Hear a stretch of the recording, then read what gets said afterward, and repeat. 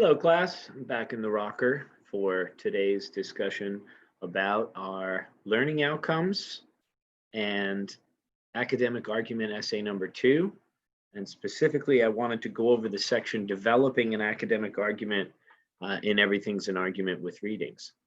Our outcomes: we compose, we support, and we integrate, right?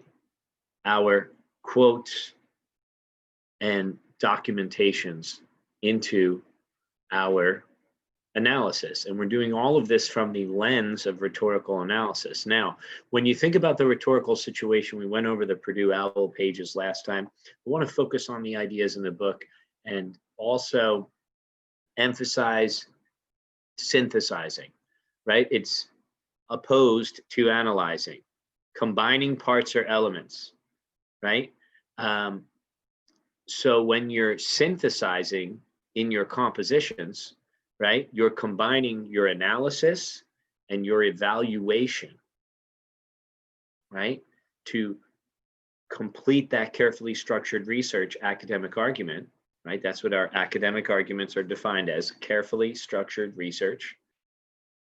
And you want to consider the rhetorical situation, right?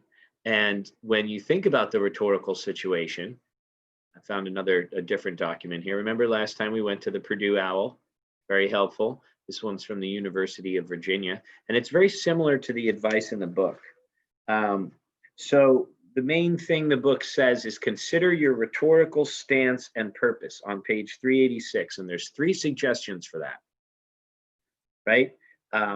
Ideally, when you consider that situation, right, as you use the lens of rhetorical analysis and you focus on ethos, logos, pathos, telos, and kairos, right? How are you going to develop that carefully structured research to make your claim about identity, whether it's gender identity, biological identity, racial identity, psychological identity, physical identity, right? You could look at various stereotypes and stereotyping based on different aspects of identity for this essay. But you always want to consider the rhetorical situation, as our book tells us on 386, as we have in front of us here, right? You want to inform the reader about a topic that may be misunderstood. How is this stereotyping? Do you want to look at stereotyping by police? Do you want to look at stereotyping by institutions, right? You analyze, you synthesize, and you interpret the data. That's when you create an academic argument, your carefully structured research, right? Second thing that we want to focus on pages 387 to 388 is concentrating on the material you're gathering, and these same verbs are here: summarize, analyze, evaluate, synthesize. Okay, and what you're doing with all of that analysis and evaluation, and when you synthesize it together, right, and you include the quotes from your sources and you analyze those quotes, you're fulfilling, right, that idea of how to organize your paragraphs from a sense of an inverted pyramid. You start with that general idea, that topic sentence, and then you get more specific and more focused. And then you wrap it up. What was the point that you were trying to make, and how did your analysis and evaluation and synthesis of that with your facts, your examples, your causes, your descriptions, how's that all working to create, right, the body paragraphs? So the last idea that the book wants you to focus on, or ideas I should say, is organization and style and tone. When you think of organization, you want to have a sense of coherence. You want to have a sense of flow. Coherence means that every idea relates to the next one.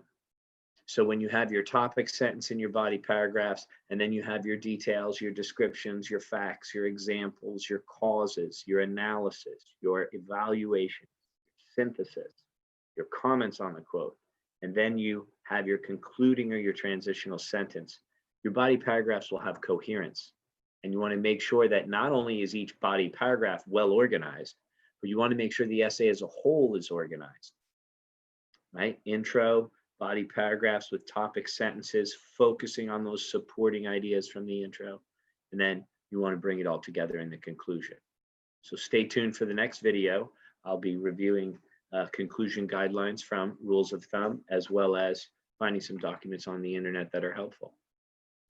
Thanks for watching and listening. And as always, please let me know if you have any questions constructing your academic argument essays. And as we know, as our book describes it, 3 words: carefully structured research. And you want to structure that research, right, from that focal point of rhetorical analysis. Until next time.